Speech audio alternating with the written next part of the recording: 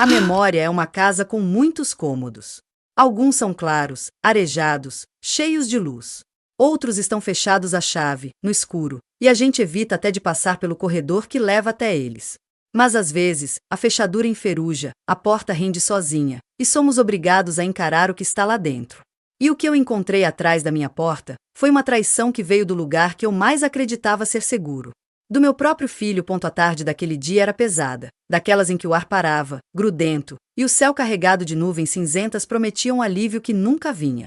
Eu estava aqui, nesta mesma poltrona, a que vocês agora estão ouvindo a minha voz. O tecido, um veludo gasto, tinha a cor de uma ameixa madura, e a cada movimento meu, ele soltava um suspiro baixo, como se também carregasse o peso dos meus anos. Eu sentia o calor do dia através da janela, um calor que parecia empurrar todas as coisas para baixo.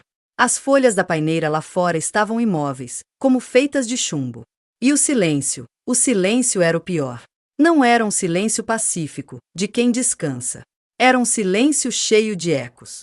Ecos de risos que se foram, de vozes que se calaram, de passos que não soam mais nestes ladrilhos hidráulicos, desbotados pelo tempo. Minha rotina era, e ainda é, um ritual de sobrevivência. Um marco que separa um dia do outro, que me prova que ainda estou aqui. E no centro desse ritual estava, e está, a minha caixinha de remédios. De plástico branco, dividida em dias da semana, cada um com suas pequenas cavidades que guardam os pedacinhos químicos que mantêm meu coração batendo no ritmo certo, que afastam as dores que insistem em morar nas minhas juntas, que equilibram o que a vida desequilibrou. Era uma segunda-feira. O compartimento de segue estava vazio. Eu tinha esvaziado pela manhã, com um gole d'água e aquele pensamento automático de quem repete um ato milhares de vezes. Mas quando fui me preparar para terça-feira, com as mãos um pouco trêmulas, um tremor fino, herdado da idade ou da ansiedade, nunca soube ao certo. Algo estava errado.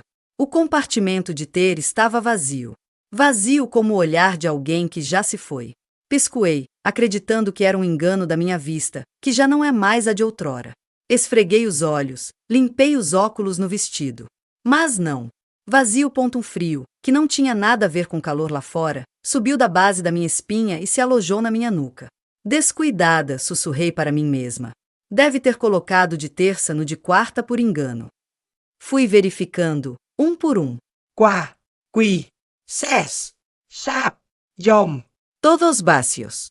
A caixinha, que deveria estar plena, prometendo uma semana de normalidade, era apenas uma casca oca, leve e assustadora. Pânico. Então, chegou. Não um pânico barulhento, de gritos. Era um pânico silencioso, que se infiltrava por todos os meus poros. Meu peito apertou. As batidas do meu coração, que os comprimidos controlam, começaram a tropeçar, descompassadas, como um relógio com o pêndulo louco. Onde estariam? Teriam caído atrás do criado mudo? No lixo, por um descuido absurdo? Minhas mãos, agora trêmulas de verdade, reviraram a gaveta da mesinha de cabeceira. Nada. Vasculhei a penteadeira, afastei os lenços e os frascos de perfume vazios que guardo por pura nostalgia. Nada. A respiração começou a falhar. Sentei-me novamente na beira da cama, o colchão cedendo sob o meu peso. O quarto, outrora um santuário, parecia se fechar ao meu redor. As paredes, cor de creme desbotado, testemunhavam minha angústia em silêncio. Era uma sensação de desamparo profundo. Eu era uma náufraga no meio do meu próprio quarto, e o barco que me mantinha à tona, aqueles comprimidos, tinha simplesmente desaparecido. Foi então que ouvi a chave na porta da frente. O barulho familiar do metal se encaixando na fechadura, o clique que anunciava a chegada do meu filho, o Rafael. Um alívio imediato, ainda que manchado pela vergonha da minha própria confusão, lavou-me por dentro. Ele iria me ajudar. Ele sempre me ajudava. Mãe, está em casa? Sua voz ecoou pelo corredor, cheia de uma falsa vivacidade que eu, nos últimos tempos, tinha aprendido a reconhecer. Estou no quarto, filho. Tentei disfarçar o tremor na minha voz. Seus passos, pesados e decididos, se aproximaram. Ele apareceu na porta, um homem de 40 e poucos anos, com meu próprio queixo, mas com os olhos do pai, um homem que a vida tinha moldado com uma certa dureza around the edges. Ele sorriu, mas o sorriso não alcançou seus olhos. O que foi, mãe? Está com uma cara. Rafael, você não viu a minha caixinha de remédios? A de toda a semana? Ela sumiu. Ou eu acho que eu a perdi. Minha voz soou frágil, infantil, Mesmo para os meus próprios ouvidos. A expressão dele mudou. O falso sorriso se dissolveu, substituído por uma máscara de preocupação que não me convenceu. Ele entrou no quarto e pousou a mão no meu ombro. A mão dele era grande, quente. Mãe, querida, a gente já não tinha conversado sobre isso?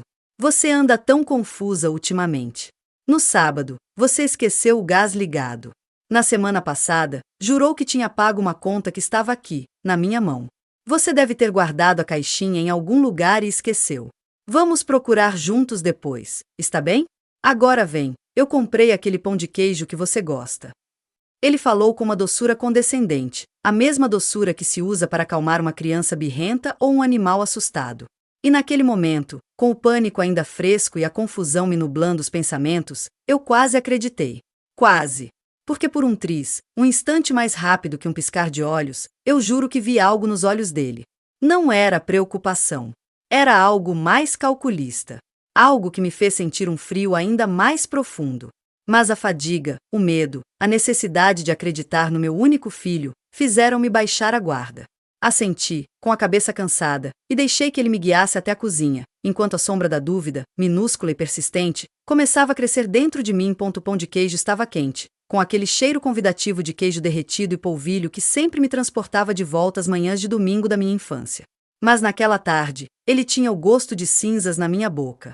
Mastiguei mecanicamente, ouvindo Rafael falar sobre o trabalho, sobre o trânsito, sobre coisas banais que pareciam flutuar entre nós, sem substância. Eu respondia com monossílabos, é mesmo? Mas a minha mente estava lá no quarto, na caixinha de remédios vazia. Você está muito quieta, mãe. É a confusão com os remédios? Não se preocupe, vamos encontrar. Ele disse, passando uma mão no meu braço. O toque, que antes era um consolo, agora me fez contrair involuntariamente. Aquele frio na nuca voltou. É que, Rafael, eu tenho certeza que não mexi naquela caixinha desde domingo à noite. Tenho um ritual, você sabe. É a última coisa que faço antes de dormir. Ele suspirou, um suspiro longo e paciente, daqueles que significam lá vamos nós de novo. Mãe, a memória prega peças. A dona Carmen, a mãe do meu amigo Carlos, também era assim. Jurava de pés juntos que tinha feito as coisas de um jeito, quando na verdade, a idade chega para todos. É natural. Aquelas duas palavras soaram como uma sentença. Uma sentença que me condenava à incompetência, à infantilidade, à perda da minha própria autonomia. Eu, que criei sozinha esse homem depois que seu pai partiu. Eu, que administrei a casa, o orçamento apertado, que tomei milhares de decisões sozinha. Agora, era natural que eu não conseguisse me lembrar do paradeiro dos meus próprios remédios. Mas havia um detalhe, uma pequena fresta de luz na névoa que ele tentava criar ao meu redor. O gás. No sábado, eu não tinha esquecido o gás ligado. Eu tinha acabado de fazer um chá. A chaleira ainda estava quente em cima do fogão, e o botão estava na posição ligado porque eu tinha acabado de desligá-lo. Eu me lembrava perfeitamente de ter vindo para a sala e, minutos depois, o Rafael ter entrado, ido à cozinha e gritado mãe, o gás, antes de desligar o botão com um clique exagerado. Na hora, eu tinha me assustado, acreditado na minha própria suposta distração. Mas agora, a lembrança voltava com uma clareza cristalina. E eu não estava confusa. Talvez você tenha razão, filho, eu disse, baixando os olhos para o prato. A cabeça já não é mais a mesma. Era mais fácil ceder. A discussão era uma batalha que eu não tinha energia para travar naquele momento. Mas uma semente tinha sido plantada. Uma semente de desconfiança, feia e venenosa. Ele sorriu, satisfeito. Claro que tenho. É para o seu bem, mãe. Eu me preocupo com você. Imagina se você toma uma dose errada? Se cai. Eu não estou sempre aqui. Para o meu bem. A justificativa universal para todo tipo de controle. Fiquei quieta, terminando meu café, planejando silenciosamente. Se ele estava tentando me fazer acreditar que eu estava ficando senil, talvez eu devesse agir como uma detetive, e não como uma vítima. A busca pelos remédios tinha se tornado secundária. Agora, eu precisava de provas. Precisava descobrir o que estava realmente acontecendo. Mais tarde, quando ele saiu, dizendo que ia à academia, outro hábito novo que ele tinha adquirido nos últimos meses, a casa mergulhou novamente no silêncio. Mas desta vez, o silêncio era diferente. Era um silêncio ativo, cheio de propósito. Levantei-me e fui direto para o quarto dele. Nunca fui de invadir a privacidade do Rafael. Mesmo depois de adulto, vivendo comigo, seu quarto era seu território. Mas aquele pacto tácito de confiança tinha sido quebrado, mesmo que apenas na minha percepção. Abri a porta com um misto de culpa e determinação. O quarto dele era sempre impecavelmente arrumado, quase obsessivamente. A cama feita com cantos perfeitos, a mesa de trabalho limpa, sem um papel fora do lugar. Cheirava a um desinfetante limpo e a um pouco de loção pós-barba. Comecei pelas gavetas da comoda. Roupas íntimas, meias enroladas em bolinhas perfeitas. Nada. Verifiquei sob a cama, apenas uma pequena poeira e as caixas de sapatos alinhadas. O armário, roupas penduradas, algumas caixas no alto. Peguei uma cadeira, com o coração batendo forte, temendo que ele voltasse a qualquer momento. As caixas continham antigos livros escolares e alguns brinquedos de infância que ele teimava em guardar. Nenhum sinal dos meus remédios. Desci da cadeira, sentindo uma pontada de alívio e, paradoxalmente, de decepção. Talvez eu estivesse mesmo ficando louca. Talvez a dona Carmen e eu fossemos companheiras de um mesmo barco à deriva. Sentei-me na cama dele, a colcha imaculada cedendo levemente, e deixei o desânimo me invadir. O que eu estava fazendo? Revirando o quarto do meu próprio filho como uma ladra, alimentando uma paranoia de velha. Foi quando meu olhar pousou no lixo da escrivaninha. Era uma pequena lata de metal, discreta, quase decorativa. Normalmente vazia. Mas hoje, um cantinho de papel amassado, daquele papel que se usa para embrulhar coisas frágeis, chamou minha atenção. Algo me disse para olhar. Com dedos que tremiam novamente, mas agora de antecipação, peguei o pedaço de papel e desamassei-o sobre a mesa. Era um fragmento de um folheto, um daqueles que vem dentro de caixas de remédio. A parte que tinha as informações sobre dosagem e efeitos colaterais. E no topo, rasgado, mas perfeitamente legível, estava o nome do meu medicamento para o coração. O nome exato. O ar saiu dos meus pulmões. Sentei-me pesadamente na cadeira da escrivaninha, o papel frágil entre meus dedos como uma acusação. Ele tinha tido os remédios. Ele os tinha tirado da minha caixinha. Mas por quê? ¿Para quê? Uma fúria fria começou a substituir o desespero. Ele não estava tentando me proteger de uma suposta confusão. Ele estava deliberadamente me deixando sem o meu medicamento. Ele estava mentindo para mim. E se ele estava mentindo sobre isso, sobre o que mais ele estaria mentindo? O gás, as contas, a tal confusão que ele insistia que eu tinha, o mundo, naquele quarto silencioso e arrumado, desmoronou ao meu redor. A pessoa que eu mais amava no mundo, a única família que me restava, estava tramando algo contra mim. E eu não fazia ideia do que, ou do porquê. Tudo o que eu sabia era que eu estava sozinha. E que, se quisesse sobreviver, teria que ser mais esperta do que o meu próprio filho. A noite caiu sobre a casa como um manto pesado, trazendo consigo uma nova qualidade de silêncio. Cada som familiar, o rangido da estrutura da casa se acertando, o zumbido distante da geladeira, parecia carregado de significado, de ameaça. Eu me deitei na minha cama, mas o sono não veio. Ficava ali, de olhos abertos, encarando o vazio do teto, a imagem do fragmento de papel queimando atrás das minhas pálpebras. O que ele queria? Dinheiro? A casa? A minha aposentadoria não era grande coisa, e a casa, esta casa era o último vestígio da minha vida com o pai dele, de uma felicidade que agora parecia tão distante, um conto de fadas que alguém tinha me contado em outra vida. Será que ele queria me internar em um lar? Se livrar de mim? A ideia era tão monstruosa que eu quase descartava, mas ela insistia em voltar, um inseto venenoso zumbindo nos meus ouvidos. No dia seguinte, o Rafael acordou em um humor estranhamente bom. Cantarolava enquanto fazia o café, me tratava com uma gentileza exagerada que me fazia os pelos do braço se arrepiarem. Dormiu bem, mãe? Ele perguntou, colocando um copo de suco na minha frente. Mais ou menos, respondi, evitando seu olhar. Ainda estou pensando nos meus remédios. Vou ter que ligar para o Dr. Alberto para conseguir uma nova receita. A expressão dele endureceu por uma fração de segundo, tão rápido que eu quase pensei ter imaginado. Não se preocupe com isso, mãe. Eu ligo para ele hoje. Explico a situação. Afinal, com a sua condição, é melhor que eu lide com essas coisas de agora em diante. Minha condição. As palavras eram como agulhas. Ele já estava estabelecendo a narrativa. A velha confusa que não podia nem mesmo ligar para o próprio médico. Não é necessário, Rafael. Eu consigo ligar. Tentei manter a voz firme. Mãe, por favor, deixa que eu resolvo. É para o seu bem. Ele repetiu o mantra, e eu senti uma onda de náusea.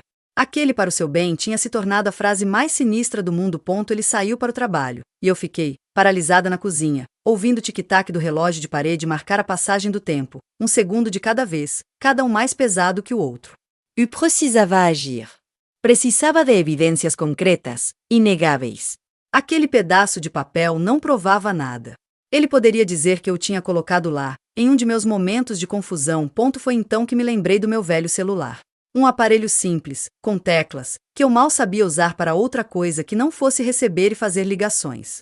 Mas a neta da minha amiga Elsa, uma menina esperta, tinha vindo me visitar algumas semanas antes, e vendo minha dificuldade, tinha me mostrado uma função.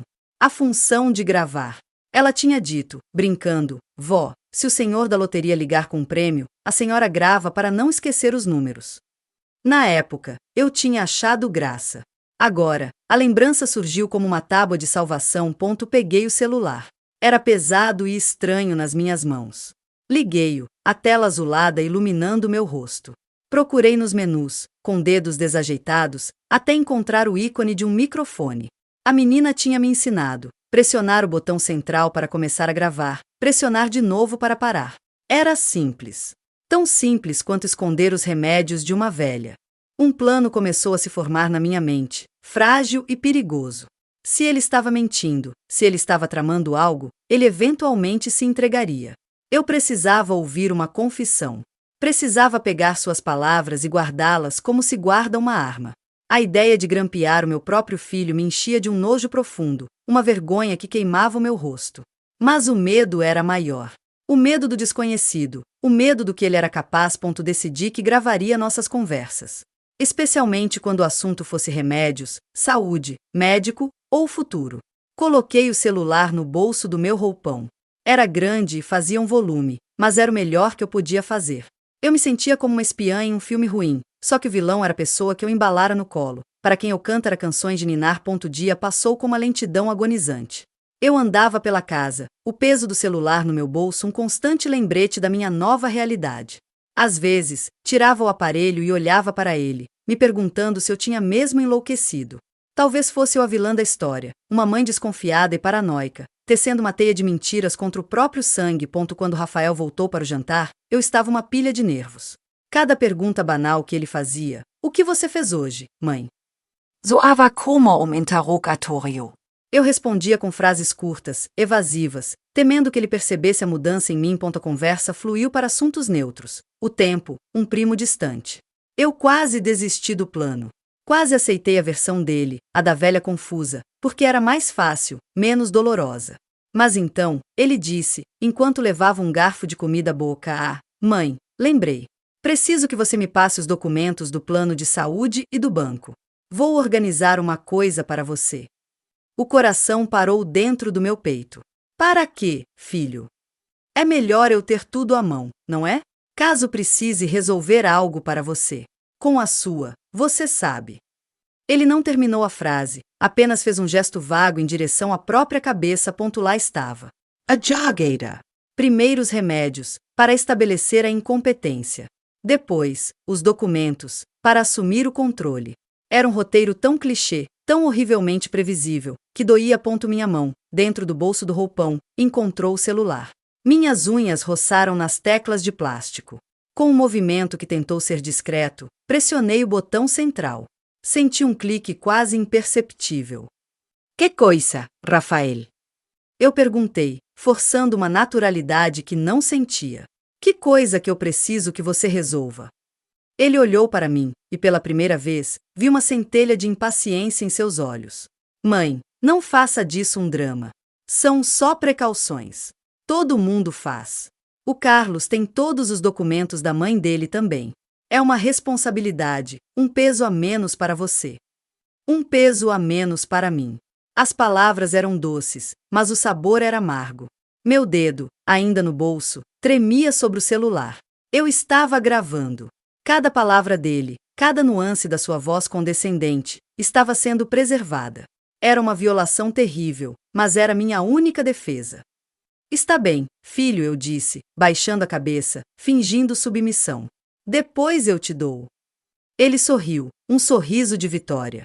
E naquele momento, eu soube, com uma certeza que gelou meu sangue, que a guerra tinha começado oficialmente. E que eu, uma velha de 70 e poucos anos com um celular antiquado no bolso, era a única soldado do meu lado. Os dias que se seguiram foram um exercício de teatro e tensão constante. Eu me tornei uma atriz na minha própria casa, representando o papel da mãe confusa e gradualmente resignada. Entreguei meus documentos ao Rafael com uma mão trêmula e um sorriso amarelo. Ele os recebeu com a solenidade de um executor recebendo uma sentença de morte, guardando-os em sua pasta com cuidado que me fez o estômago embrulhar. E eu gravei. Gravação tornou-se o meu ritual secreto, mais importante do que o dos remédios. Sempre que ele estava em casa, o celular estava no meu bolso, ou escondido sob uma almofada no sofá, ou sobre a mesa da cozinha, disfarçado entre os frutos da centrífuga e os guardanapos. A pequena luz vermelha que piscava, indicando que estava captando o som, era o meu farol na escuridão, a prova de que eu não estava completamente louca. A neta da Elsa tinha me dito que o aparelho só guardava um certo número de gravações. Então, todas as noites, depois que o Rafael ia para o seu quarto, eu trancava minha porta, algo que eu nunca tinha feito, e, com o coração batendo forte, ouvia os áudios. Era uma experiência visceral, dolorosa. Ouvir a minha própria voz, tão frágil e hesitante, e a voz dele, tão controladora e cheia de uma falsa paciência, era como assistir a uma peça de terror onde eu era protagonista indefesa. Num desses áudios, ele disse: "Mãe, eu estava pensando, talvez seja uma boa a gente dar uma olhada em algumas casas de repouso. Só para conhecer, é claro. São lugares tão bons hoje em dia, com atividades, companhia. Você não acha que se sente muito sozinha aqui?" Minha resposta, na gravação, foi um fio de voz: "Eu gosto da minha casa, Rafael." "É claro que gosta, mãe. Mas e no futuro? E se você cair? E se eu não estiver? É egoísmo da minha parte não pensar nisso. É para o seu bem." Egoismo. Ele se colocava como mártir, o filho dedicado que tinha que fazer escolhas difíceis. E eu, a velha teimosa e egoísta, me recusando a aceitar a ajuda que ele tão generosamente oferecia. Ouvindo aquilo, isolada no meu quarto, eu chorava de raiva e de impotência. As lágrimas caíam sobre a tela do celular, embaçando a luz vermelha. Noutra gravação, ele pressionava sobre o testamento. O Sr. Teles, o pai do Carlos, deixou tudo muito bem organizado para evitar confusão depois. "A gente deveria atualizar o seu, mãe. Já faz tanto tempo. Eu posso levar você no cartório." Eu me esquivava, dizendo que não era pressa, que estava tudo bem como estava. Mas a insistência dele era uma marreta, batendo sempre no mesmo lugar, tentando rachar a minha resistência. As gravações eram, em sua maioria, monótonas. Conversas sobre comida, sobre programas de TV, intercaladas com essas investidas súbitas e venenosas. Mas elas não eram a prova concreta que eu precisava. Eram circunstanciais. Ele nunca dizia, de forma clara e explícita: "Estou tirando seus remédios para que você fique doente e eu possa assumir o controle, ou quero sua casa e seu dinheiro." Ele era muito esperto para isso. Sua arma era a sugestão, a manipulação emocional, o gaslighting. E funcionava. Havia momentos, ouvindo as gravações, em que eu duvidava da minha própria sanidade. Será que eu não estava interpretando mal? Será que ele não era apenas um filho superprotetor e desastrado? O amor de mãe é uma coisa teimosa. Ele luta até o último suspiro para acreditar no melhor do seu filho. Mas então, veio a gravação que mudou tudo. Foi em uma tarde de quarta-feira. Eu estava na sala, tentando costurar um botão que tinha soltado de uma blusa. Minhas mãos já não eram tão firmes para a linha e a agulha, e aquela tarefa simples se tornava uma fonte de frustração. O Rafael entrou, vindo do trabalho, e se jogou no sofá ao meu lado, exalando um cansaço que parecia genuíno. "O que foi, filho? Dia difícil?" Ele suspirou, profundamente, e passou as mãos pelo rosto. "É essa pressão no trabalho, mãe. E com as preocupações daqui, às vezes sinto que vou surtar." Fiquei alerta. Preocupacos daqui? "Que preocupa cois?" "Você, mãe." Ele disse, e sua voz tinha uma edge, um fio de verdadeira irritação que ele normalmente disfarçava. "Essa sua teimosia. Eu estou tentando ajudar, tentando garantir que você fique bem, e você faz de tudo para dificultar. É como se você não confiasse em mim." Meu dedo, já com o reflexo condicionado, encontrou o celular no bolso do meu vestido e pressionou o botão. "Eu confio em você, Rafael. Só que, algumas decisões eu ainda posso tomar sozinha." "Pode." Ele riu, um riso seco e sem humor. Mãe, você esquece seus remédios. Esquece o gás ligado. Se eu não estivesse aqui, você já teria incendiado a casa ou tomado uma overdose por engano. Você acha que isso é poder tomar decisões? A frieza das palavras dele me atingiu como um soco. Eu sabia que era mentira. Sabia que o gás era uma invenção dele. Mas ouvir aquilo, dito com tanta convicção, foi devastador. Eu não sou uma incapaz, Rafael, eu disse, minha voz falhando. Todo mundo diz isso, até o dia em que vira uma estatística. Ele retrucou, a voz agora elevada. Eu não vou deixar você virar uma estatística, mãe. Eu não vou. Por isso que eu tomei uma atitude. Por isso que eu escondi esses remédios, porque senão você ia acabar se matando com a sua própria confusão. O silêncio que se seguiu foi absoluto. O mundo parou. O tic-tac do relógio, o zumbido da geladeira, tudo desapareceu. Só existiam aquelas palavras, pairando no ar entre nós, pesadas e tóxicas. Por isso que eu escondi esses remédios. Ele tinha dito. Finalmente, ele tinha dito. Ele pareceu perceber o que tinha falado. Seus olhos se arregalaram por um instante, e ele rapidamente tentou se corrigir. Quero dizer, é como se eu tivesse que fazer isso. Para o seu próprio bem, você entende? Mas a confissão estava feita. Estava lá, no ar, e eu sabia que estava também guardada na memória do meu velho celular. Era a prova. A arma fumegante. Eu não disse nada. Apenas balancei a cabeça, com uma tristeza tão profunda que era física, uma dor no peito que nada tinha a ver com minha cardiopatia. Levantei-me, deixando a blusa e a agulha no sofá, e fui para o meu quarto, sem olhar para trás. Dentro do meu quarto, trancada, peguei o celular. Pressionei o botão para parar a gravação. Minhas mãos não tremiam mais. Um estranho estado de calma tinha tomado conta de mim. A dúvida tinha acabado. A guerra não era mais uma suspeita. Era uma realidade. E eu tinha, finalmente, a minha primeira e mais importante munição. A confissão no ar mudou tudo. Agora, eu não era mais uma detetive paranoica. Eu era uma mulher com uma prova concreta da traição do seu próprio filho.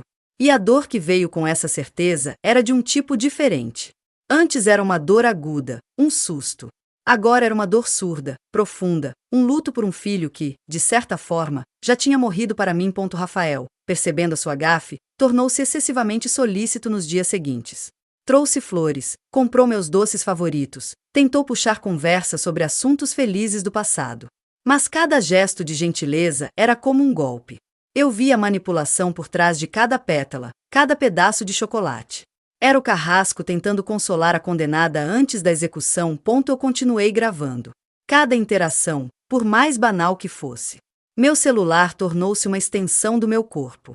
Sabia que uma única confissão, embora poderosa, poderia não ser suficiente. Ele poderia dizer que estava brabo, que não era bem isso que ele quis dizer.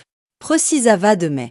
Precisava entender a extensão do seu plano. Uma noite, ele recebeu uma ligação no quarto dele.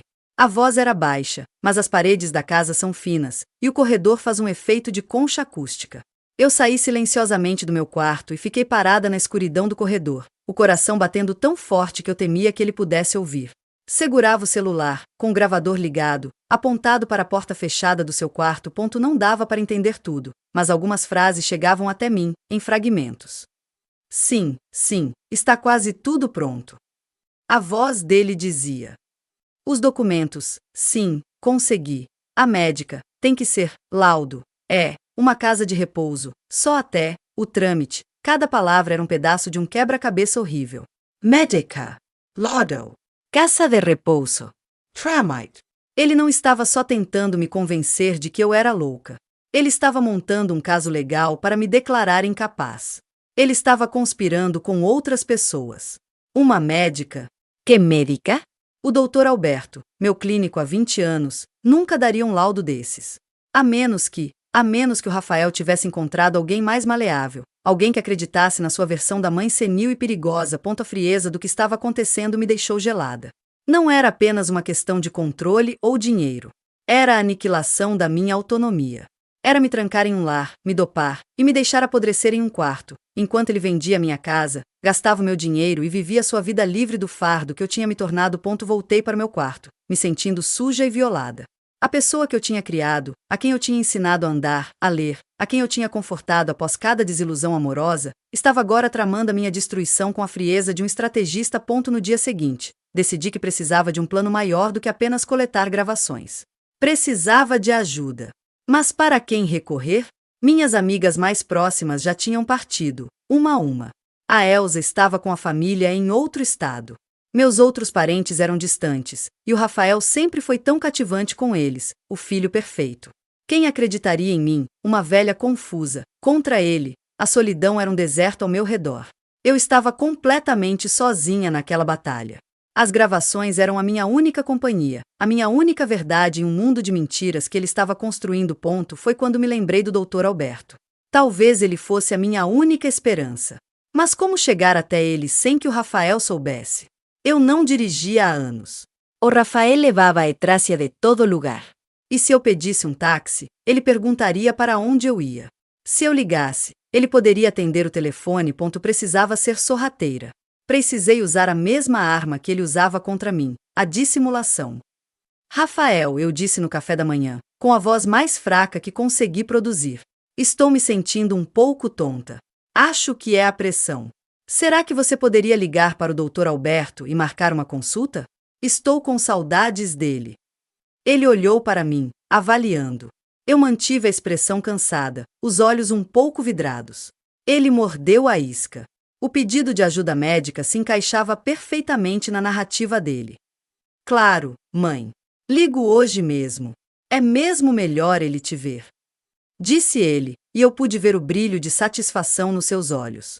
Para ele, era mais uma peça no seu quebra-cabeça. A mãe doente, precisando de cuidados constantes. Enquanto ele ligava, fingindo grande preocupação, do outro cômodo, eu me senti um pouco menos impotente. Estava dando meu primeiro contra-ataque. Eu não era apenas uma vítima passiva.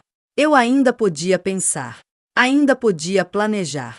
E naquela consulta, seja quando fosse, eu teria minha chance. Teria que ser rápida, discreta e convincente. E eu teria que levar a minha arma. As gravações. A batalha estava longe de terminar, mas a guerra tinha virado. Eu tinha um objetivo. E, pela primeira vez desde que a caixinha de remédios tinha sumido, um fio tênue de esperança começou a brilhar no fundo do meu desespero. A espera pela consulta foi um suplício. Cada dia era uma eternidade. Cada interação com Rafael um teste à minha capacidade de dissimulação. Eu praticava no espelho, tentando aperfeiçoar a expressão de confusão e fragilidade, ao mesmo tempo que mantinha a mente afiada, ensaiando mentalmente o que diria ao Dr. Alberto. O Rafael, por sua vez, estava mais confiante do que nunca. Ele falava abertamente sobre planos futuros na minha frente, sempre com a ressalva de que era para o meu bem. Estive vendo uma casa de repouso, mãe, na serra. O ar é puro, faz bem para a pressão. Tem atividades, fisioterapia, você ia adorar. Ele disse uma noite, enquanto jantávamos. Eu mastiguei devagar, engoli a comida que parecia serra no meu estômago. Soa, muito longe, filho. É justamente o que é bom. Um lugar tranquilo, longe do estresse da cidade. Ele sorriu. E eu te visitava todo fim de semana, é claro. Todo fim de semana.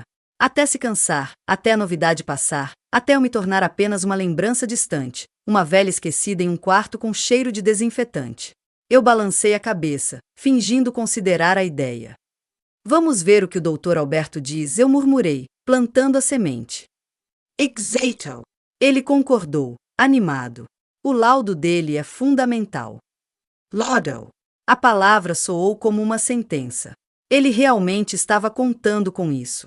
Isso significava que ele tinha falado com o médico, ou que pelo menos acreditava que poderia manipulá-lo durante a consulta. O nervosismo dentro de mim cresceu. E se o Dr. Alberto acreditasse nele? E se, depois de tantos anos, ele visse apenas uma velha senil e um filho preocupado? A noite antes da consulta, eu mal consegui pregar os olhos. Fiquei deitada, encarando o vazio, o celular carregado e pronto na minha mesa de cabeceira.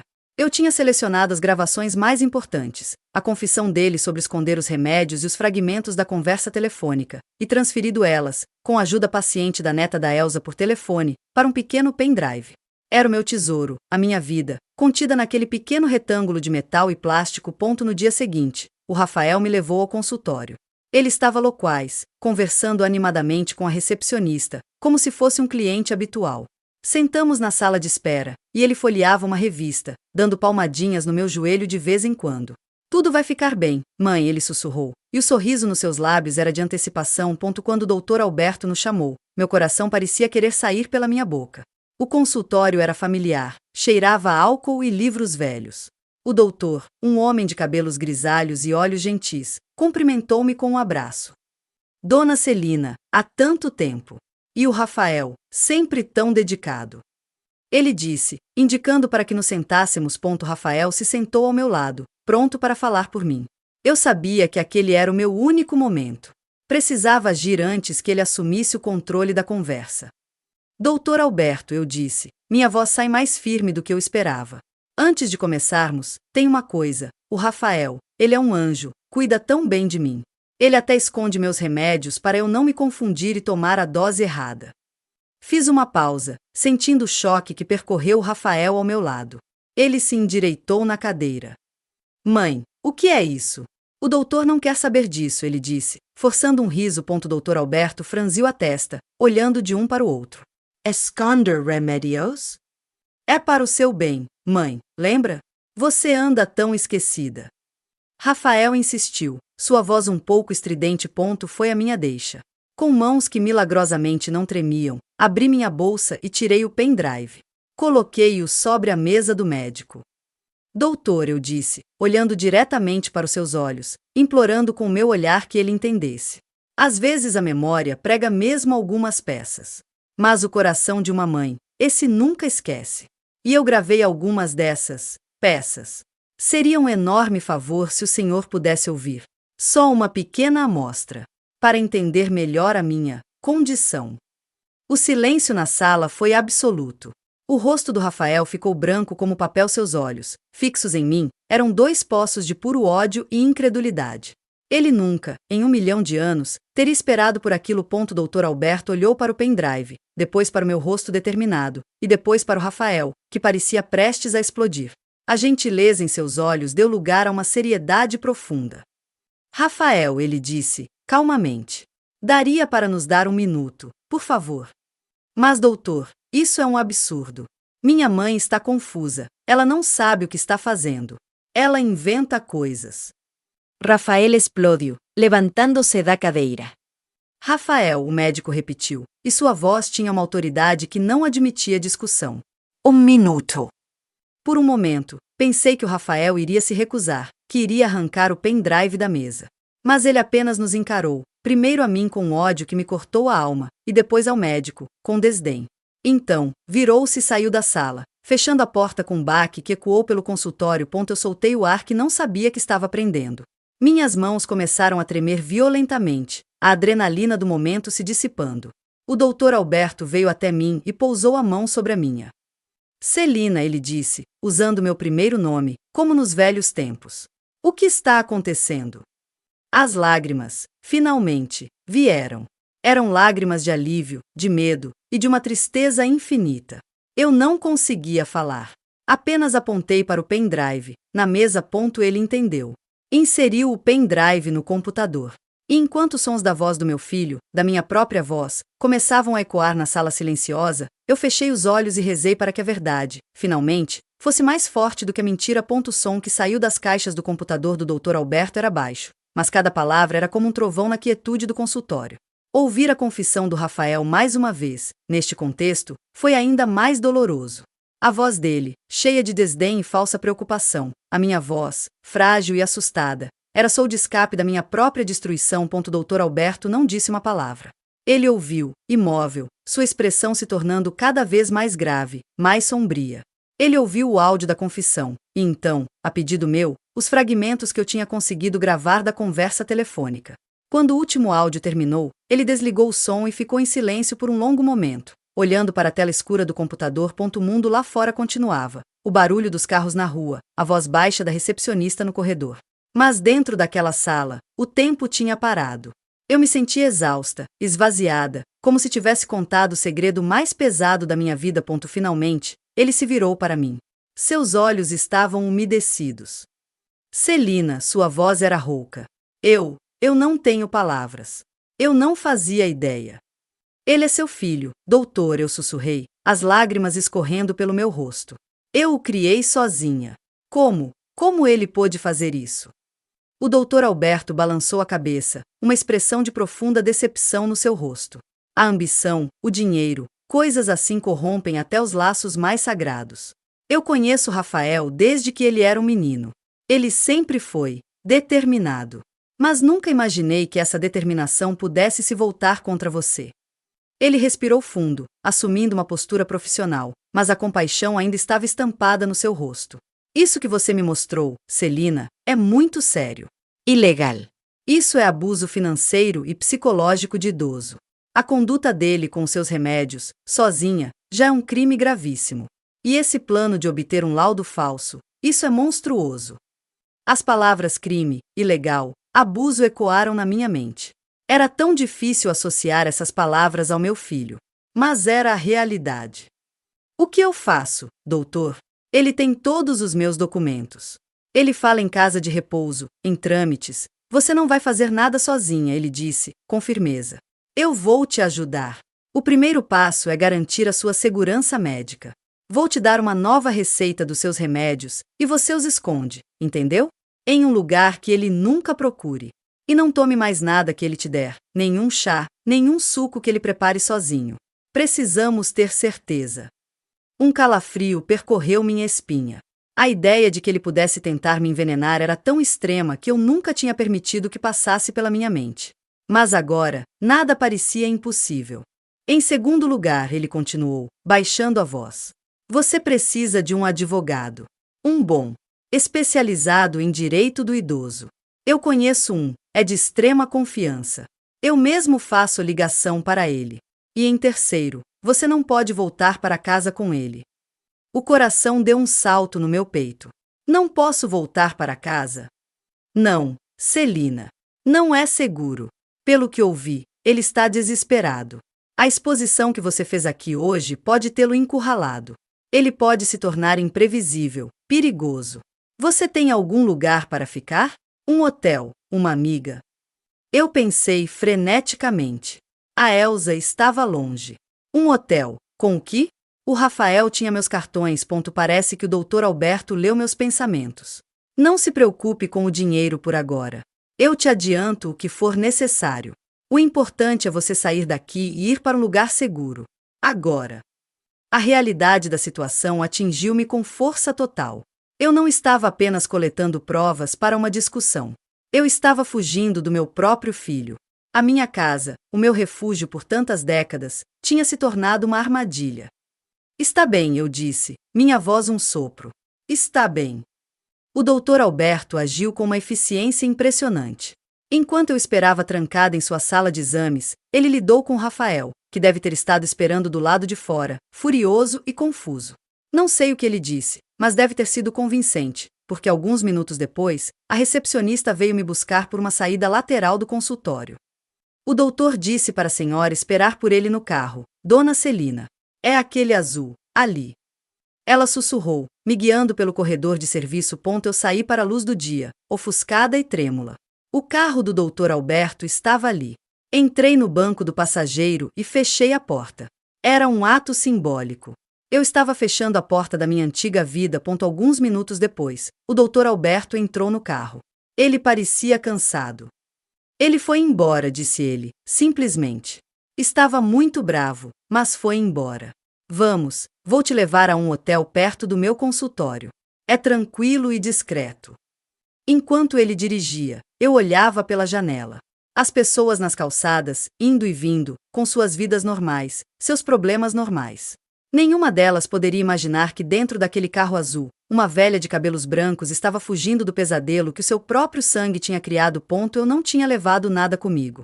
Apenas a roupa do corpo, a nova receita na bolsa e o pendrive. Tudo o que eu tinha construído, todas as minhas lembranças, estavam trancadas naquela casa com o meu filho. Era como se eu tivesse morrido e renascido em uma tarde de quarta-feira, sem aviso prévio. Mas, pela primeira vez em muitos meses, eu me senti segura. A solidão ainda estava lá, uma dor profunda no peito, mas não era mais a solidão do desamparo. Era a solidão de quem escolheu lutar. E naquela luta, eu tinha encontrado um aliado. Dr. Alberto estacionou em frente a um hotel simples. Vou te registrar. Fique aqui pelo tempo que precisar. Amanhã, cedo, eu e o advogado vamos te visitar.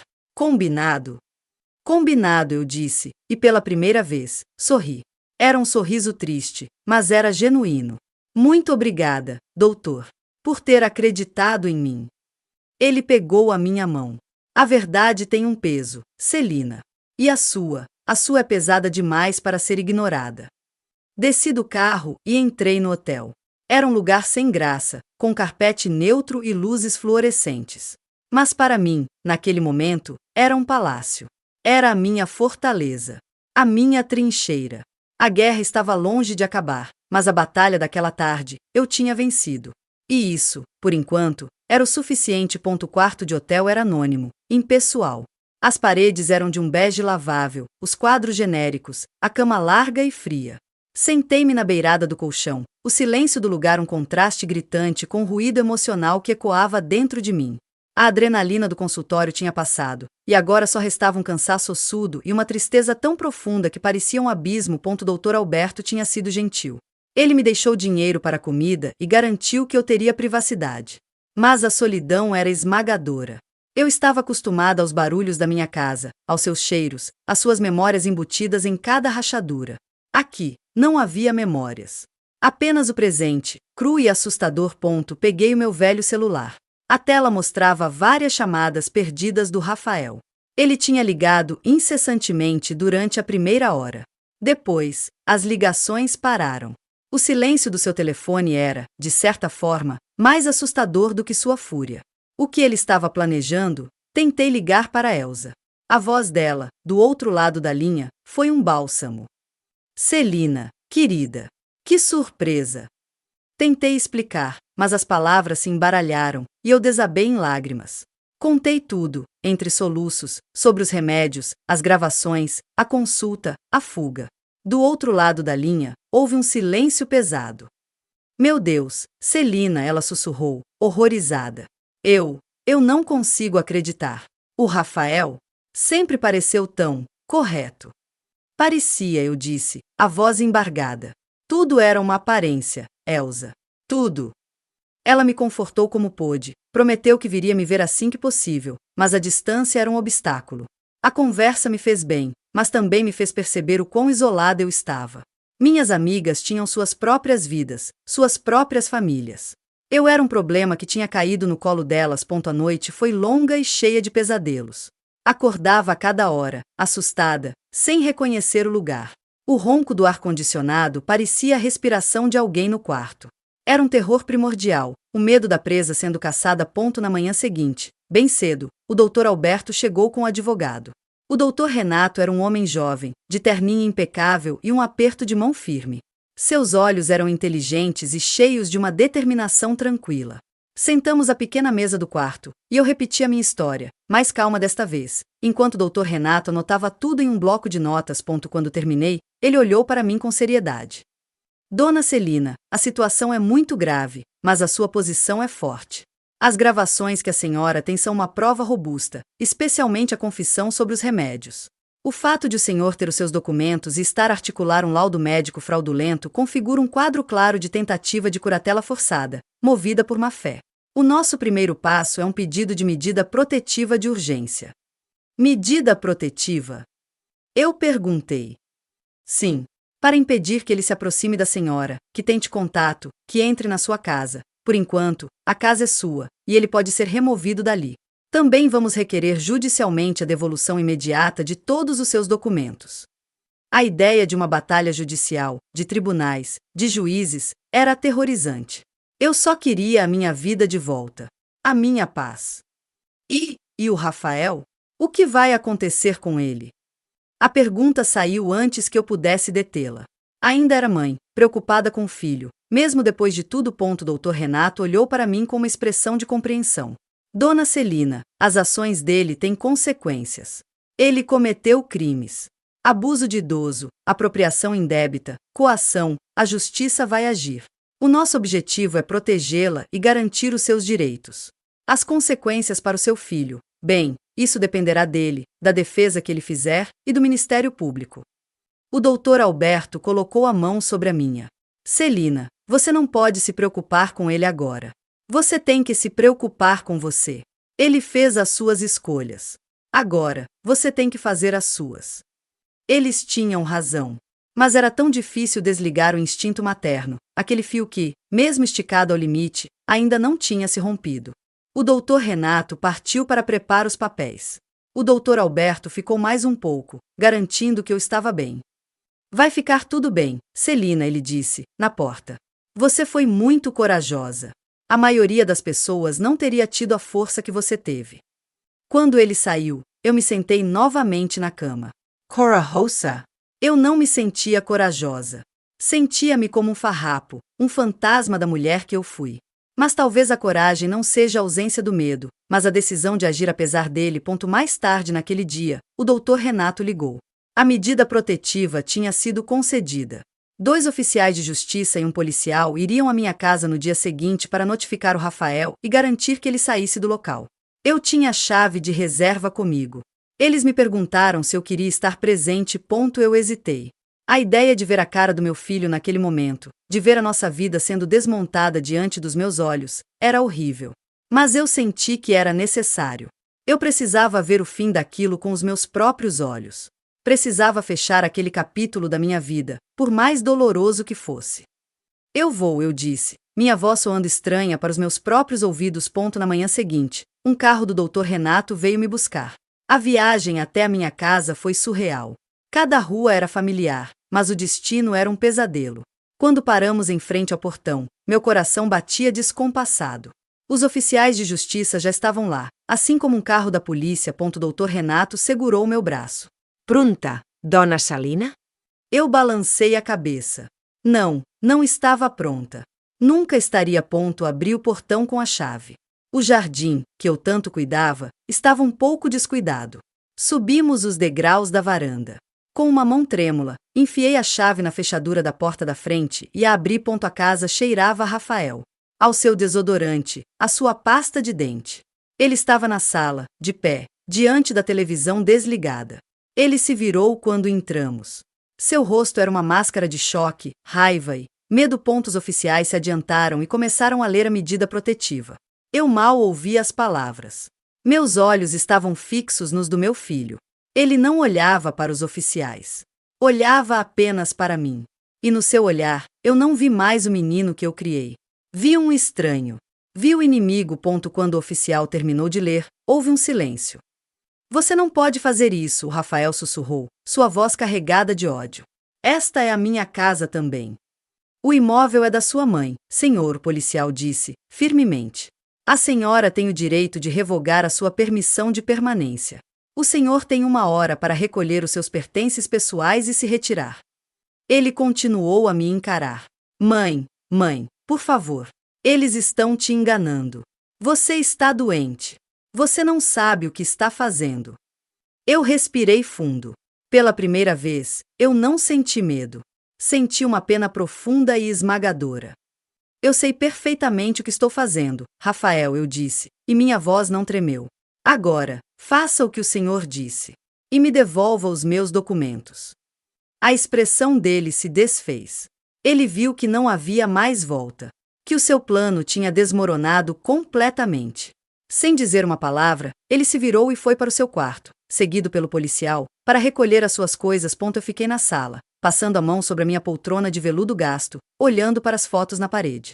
Havia uma, em um porta-retratos de prata, de nós 2 no seu aniversário de 10 anos.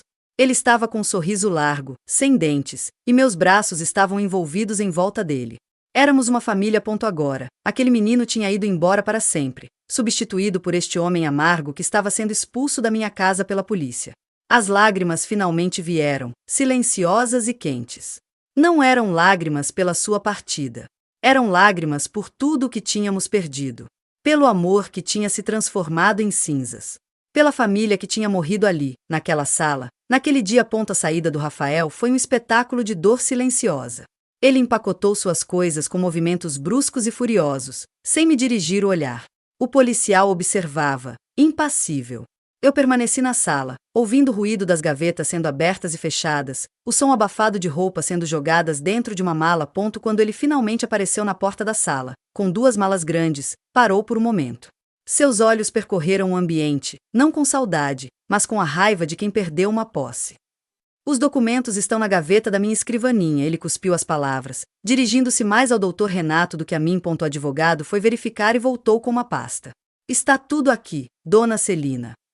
Rafael então olhou diretamente para mim. Seu rosto estava pálido, os lábios finos. Você vai se arrepender disso, mãe. Vai ver o que é solidão de verdade. E quando estiver sozinha e doente, lembre-se, você escolheu isso. As palavras foram ditas com uma frieza que me cortou como uma lâmina. Eram a sua maldição final. Sem mais delongas, ele pegou as malas e saiu pela porta da frente. O policial e os oficiais de justiça o seguiram, fechando a porta atrás de si. O som da porta se fechando ecoou pela casa vazia. Era um som final. Definitivo. Dr. Renato veio até mim. Precisa que eu fique, Dona Celina? Eu balancei a cabeça, incapaz de falar. Estarei no telefone. Qualquer coisa, é só ligar. O processo vai continuar, mas por agora, a senhora está segura. Ele saiu, e eu fiquei sozinha. Sozinha na minha casa, que de repente parecia enorme e estranha. O silêncio era opressivo. Caminhei até a janela e vi o carro do Rafael desaparecer na esquina. Ele não olhou para trás. Deslizei pela parede até sentar no chão frio do corredor. O choro veio, então, um choro convulsivo e barulhento, que doía no peito, que arranhava a garganta. Chorei por meu filho. Chorei pelo menino que ele foi. Chorei pela mãe que eu fui. Chorei por todas as memórias que essa casa guardava e que agora estavam envenenadas. Não sei quanto tempo fiquei ali. O sol se moveu pela janela, pintando o chão com listras douradas que se esticavam e depois desapareciam. Quando não havia mais lágrimas, levantei-me, dolorida, e fui até o quarto dele. A cama estava desfeita, as gavetas, abertas e vazias.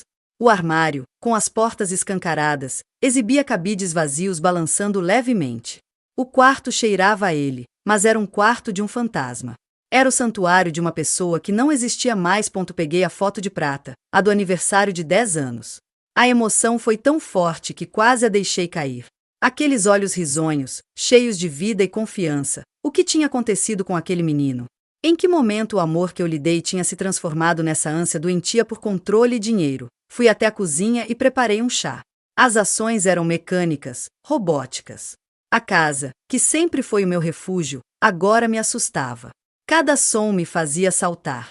Era como se o espectro do Rafael ainda estivesse aqui, sua raiva impregnada nas paredes. Naquela noite, deitei na minha cama, mas o sono não veio. Fiquei ouvindo os ruídos da casa, que agora soavam hostis. O processo legal seguiria seu curso. Havia a questão dos bens, o processo criminal que o Dr. Renato iria mover. Era uma estrada longa e árdua pela frente. Mas o maior desafio não era legal. Era emocional. Era aprender a viver com o buraco que ele tinha deixado. Era aprender a perdoar a mim mesma por não ter visto sinais antes. Era aprender a confiar no mundo novamente, quando a pessoa mais próxima de mim tinha se tornado minha algoz. Nos dias seguintes, a casa parecia sussurrar. Sussurrava lembranças em cada canto. Na poltrona da sala, onde eu o amamentava. Na mesa da cozinha, onde ele fazia a lição de casa. No jardim, onde ele jogava bola. Eram memórias doces que agora tinham um gosto amargo. Uma tarde, encontrei um desenho velho, amarelecendo atrás de um móvel. Era um desenho dele, com 5 anos, retratando a nossa família. Eu, enorme, de mãos dadas com um boneco palito sorridente, sob um sol com o rosto feliz. Guardei o desenho. Era a prova de que aquilo tudo não tinha sido um sonho. De que o amor tinha existido. Um dia. A solidão era minha nova companheira. Mas, aos poucos, percebi que a solidão era preferível ao medo. Preferível à traição. Aos poucos, eu estava recuperando não apenas a minha casa, mas a minha paz. A um preço terrível, é verdade. Mas estava recuperando. E, no fundo do meu coração de mãe, ainda restava uma pequena chama, teimosa, que se perguntava se, em algum lugar daquele homem amargurado, ainda existia um vestígio do menino do desenho. E se um dia, talvez, ele encontraria o caminho de volta. Mas eu sabia que esse caminho não era mais minha responsabilidade. Eu tinha feito a minha parte. Agora, Era com ele. A minha luta tinha me custado um filho. Mas tinha me dado de volta a mim mesma. E, por enquanto, isso teria que ser o suficiente. Os dias se transformaram em semanas. A casa, que no início ecoava com a ausência do Rafael, foi aos poucos se enchendo de um novo silêncio. Não mais um silêncio de medo, mas de recuperação. Era o silêncio de quem está se reencontrando. O processo legal era uma nuvem distante. Uma série de reuniões com o Dr. Renato, assinaturas de papéis, burocracias. Ele era incansável, garantindo que todos os meus bens fossem devidamente protegidos, que as contas bancárias fossem reavidas, que o nome do Rafael fosse removido de qualquer lugar onde ele pudesse ter se infiltrado. Era um trabalho de descontaminação, de limpar a casa da sua presença tóxica. Uma das primeiras coisas que fiz foi comprar uma nova caixinha de remédios. Esta era de uma cor alegre, amarela. E eu a enchi com as novas receitas do Dr. Alberto, guardando-a não na mesinha de cabeceira, mas em um lugar que só eu sabia, dentro de uma velha panela de pressão, no fundo do armário da cozinha. Era um ato simbólico de recuperar o controle sobre a minha própria vida, sobre o meu próprio corpo. As visitas do Dr. Alberto tornaram-se regulares. Ele não vinha apenas como médico, mas como amigo. Trazia revistas, às vezes um pedaço de bolo da esposa.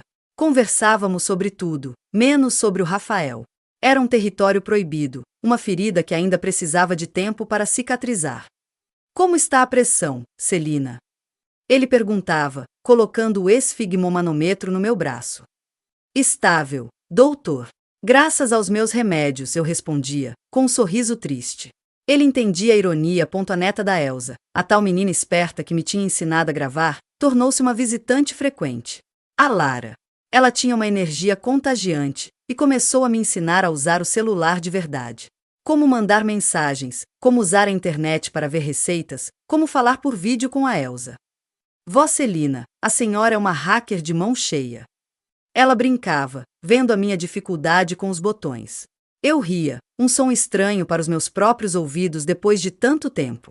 O riso ainda doía um pouco, como músculo atrofiado sendo usado pela primeira vez. Foi a Lara que me sugeriu uma coisa que mudou tudo. Vó, a senhora tem uma história tão forte. Por que não escreve? Ou grava? Tem um canal no YouTube que minha mãe adora, Entre Sombras, é de uma senhora que conta histórias de vida. A senhora é muito mais corajosa do que ela. A ideia pareceu absurda no início. Expor a minha dor? A minha vergonha? Colocar a sujeira da minha família para o mundo ver? Mas a semente ficou. À noite, sozinha, eu pensava nisso. O canal daquela mulher, segundo a Lara, era um refúgio para mulheres que foram caladas. E eu tinha sido calada. Pelo meu próprio filho. E a minha forma de quebrar o silêncio tinha sido através de uma gravação. Talvez houvesse um paralelo ali. Uma poesia cruel. Um dia, peguei o meu velho celular, o instrumento da minha salvação e da minha dor. Ainda tinha as gravações originais. Ouvi apenas o início. A minha voz frágil, a dele condescendente. Foi o suficiente. Desliguei. Não estava pronta para aquilo. Mas a ideia de contar a minha história, de transformar aquela dor em algo que pudesse, quem sabe, ajudar outra pessoa, essa ideia não me abandonava. Era o mesmo sentimento que tinha me motivado a gravar, no início. A necessidade de provar a minha sanidade, a minha verdade. Se você está gostando do vídeo, inscreva-se no canal e deixe o seu like. Também conte pra gente de onde você está assistindo. Gostamos de saber até onde a nossa história chega. A frase da Lara, imitando os youtubers, ecoou na minha mente. Até onde a minha história chegaria? Será que havia outras Celinas por aí, outras mães traídas, outras mulheres sendo silenciadas nos cantos escuros das suas próprias casas? Foi então que tomei a decisão. Não seria fácil. Seria doloroso. Mas eu iria contar a minha história. Não para vingança, não para expor o Rafael, mas para dar voz à mulher que eu tinha sido, a mulher que eu estava me tornando. Para transformar a minha cicatriz em poesia. Como dizia a descrição do tal canal, comecei devagar. Com um caderno. Escrevi à mão, com a minha letra trêmula, os acontecimentos. A descoberta da caixinha vazia. A primeira desconfiança. As gravações. A fuga. A medida protetiva. Cada palavra era uma libertação, uma confissão para mim mesma. E, no meio daquele turbilhão, uma paz estranha começou a nascer. Eu estava fazendo algo por mim. Estou reescrevendo o final da minha história. O Rafael tinha tentado apagá-la, tornar-me uma nota de rodapé na vida dele. Mas eu não ia permitir. A minha história era minha. E eu ia contá-la. Com a ajuda da Lara, comprei um microfone simples. Instalamos um programa de gravação no meu computador velho. E uma noite, sentada na minha poltrona de veludo gasto, olhando para a lente da câmera que a Lara tinha emprestado, eu respirei fundo. A memória é uma casa com muitos cômodos. Eu comecei, a voz sai baixa no início, mas ganhando força a cada palavra. E assim, eu comecei a narrar a minha dor. E, ao narrá-la, eu a estava domando. A ferida ainda estava lá, aberta e latejante. Mas agora, em vez de deixá-la me consumir em silêncio, eu estava usando a sua voz para me curar. E quem sabe, para curar alguém mais. Gravar a minha história foi um processo catártico, mas também brutal. Reviver cada momento, cada mentira, cada olhar de desprezo do Rafael, foi como arrancar uma casca de uma ferida repetidas vezes. Havia dias em que eu tinha que parar, em que as lágrimas embaçavam a tela do computador e a minha voz se quebrava em soluços. A Lara estava sempre ao meu lado, um anjo da paciência, me trazendo um copo d'água, me encorajando a continuar ou, simplesmente, me dando um abraço silencioso quando as palavras não eram suficientes. Eu editava os vídeos com ela, aprendendo o básico. Não queria nada sofisticado. Apenas o meu rosto, a minha voz, a minha verdade. Escolhemos o nome do canal juntas, A Verdade da Celina. Era simples e direto, assim como eu. Quando o primeiro vídeo foi ao ar, eu estava aterrorizada. O que as pessoas iriam dizer? Iriam me chamar de louca? De mãe desnaturada? Iriam tomar o partido do Rafael? As primeiras horas foram de um silêncio ensurdecedor online. E então, os comentários começaram a aparecer. Eram de mulheres, de filhos e filhas, de pessoas que tinham passado por coisas similares. Celina, você é tão corajosa. Passei por isso com meu irmão e minha mãe. Nunca imaginei que meu filho pudesse. Obrigada por compartilhar. Me fez sentir menos sozinha. Sua voz acalma a alma. Continue, por favor. Eu lia cada comentário, chorando. Não era mais uma solidão. Era uma irmandade. Uma rede de apoio que se estendia para além das paredes da minha casa, alcançando pessoas em cidades e estados que eu nem conhecia. A minha dor tinha um eco. E esse eco era de solidariedade e compaixão. Dr. Alberto e o Dr. Renato ficaram sabendo. Eles me apoiaram, embora com uma certa preocupação pelas implicações legais. Mas eu não estava denunciando Rafael nominalmente, não estava mostrando documentos. Estava contando a minha experiência, a minha verdade subjetiva. Era minha terapia e o meu tributo à resiliência. Processo judicial, entretanto, seguia seu curso. Um dia, o Dr. Renato veio me visitar com uma expressão séria. Celina, o Rafael foi formalmente indiciado por abuso de idoso e apropriação indébita. O Ministério Público aceitou a denúncia. Agora, ele vai se defender. É possível que ele tente um acordo, uma transação penal, para evitar a prisão. Prisão. A palavra era um bloco de gelo no meu peito. Apesar de tudo, a ideia do meu filho atrás das grades era insuportável. O que isso significa? Eu perguntei. Significa que ele pode ser condenado. Mas, dada sua falta de antecedentes, é provável que receba uma pena restritiva de direitos, talvez serviço comunitário, acompanhamento psicológico e a obrigação de devolver qualquer valor que tenha desviado. E, é claro, a medida protetiva se tornaria definitiva. Eu balancei a cabeça, assimilando. Serviço comunitário. Acompanhamento psicológico. Era uma punição, mas também uma chance de redenção. Talvez, longe de mim, longe da tentação do meu patrimônio, ele pudesse refletir sobre o que tinha feito. Está bem, eu disse. O que for preciso. Algumas semanas depois, o Dr. Renato me informou que o Rafael, através do seu advogado, tinha aceitado a transação penal. Ele não se declarava culpado, mas aceitava a pena para evitar o julgamento. Ele teria que cumprir 2 anos de serviços comunitários em um asilo, ironicamente, e fazer terapia. Ele também assinava um termo se comprometendo a não me procurar e a devolver o que tinha gasto, que não era muito, felizmente. Era o fim do line legal. Um anticlímax, de certa forma. Não houve um grande julgamento, não houve um confronto dramático. Apenas papéis, assinaturas, e o fim oficial do nosso relacionamento como mãe e filho. Na noite em que soube do acordo, sentei-me na varanda e olhei para as estrelas. A dor já não era aguda. Era uma presença constante, uma sombra que tinha se integrado à minha vida. Eu tinha aprendido a viver com ela. A conviver com o fantasma do meu filho. Meu canal crescia lentamente. Eu não era uma sensação da internet, e agradecia por isso. Mas tinha uma pequena comunidade de pessoas que se importavam, que esperavam pelos meus vídeos. Eu comecei a contar outras histórias, não apenas a minha. Histórias da minha juventude, do meu amor pelo pai do Rafael, de amigas que se foram. Era minha forma de garantir que aquelas memórias não se perdessem no esquecimento. Um dia, cheguei em casa do mercado e havia um envelope debaixo da minha porta. Não tinha remetente. Com o coração aos saltos, peguei-o e entrei em casa. Sentei-me na cozinha e abri-o com mãos trêmulas. Dentro, havia uma folha de papel e uma fotografia. A fotografia era aquela do aniversário de 10 anos, a mesma que eu tinha na estante. No papel, havia apenas uma frase, escrita à mão, numa letra que eu reconheci imediatamente: perdão. Era a letra do Rafael. A mesma letra desleixada dos seus cadernos da escola. Não havia mais nada. Apenas aquela palavra. Perdão. Eu segurei o papel, olhando para a foto. As lágrimas não vieram. Veio uma paz profunda e triste. Perdão. Ele estava pedindo perdão? Ou estava me dando? Não importava. A palavra, sozinha, naquele papel, era um fecho. Não era um recomeço. Eu sabia que nunca mais teríamos um relacionamento. Mas era um fim. Um fim com uma ponta de humanidade. Guardei o papel e a foto dentro do meu caderno de anotações, onde escrevi as minhas histórias. Era um capítulo final.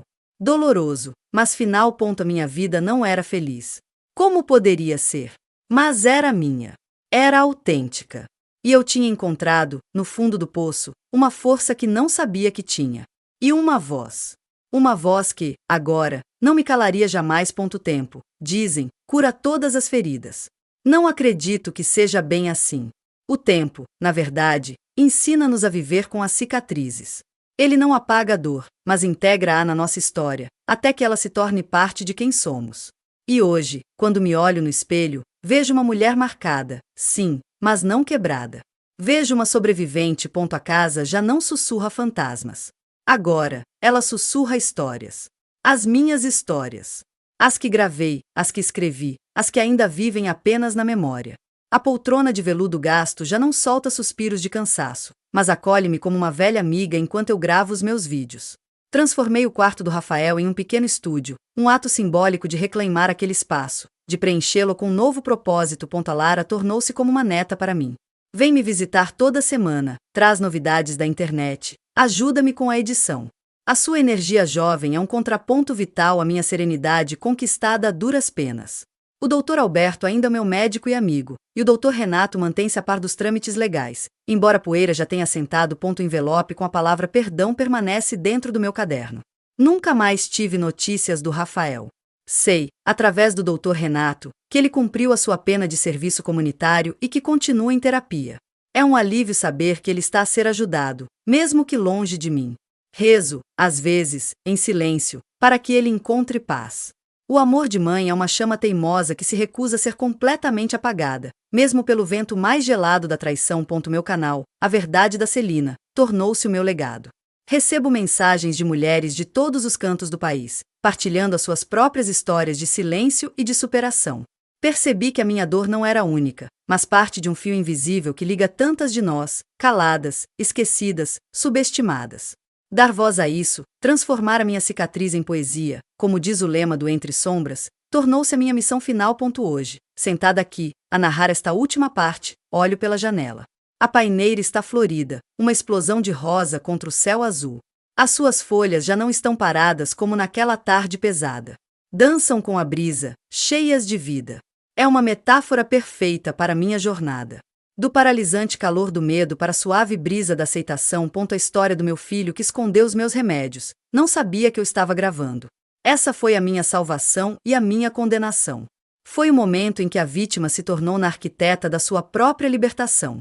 Foi o momento em que uma mãe, com o coração em frangalhos, decidiu que a sua verdade valia mais do que a aparência de uma família perfeita.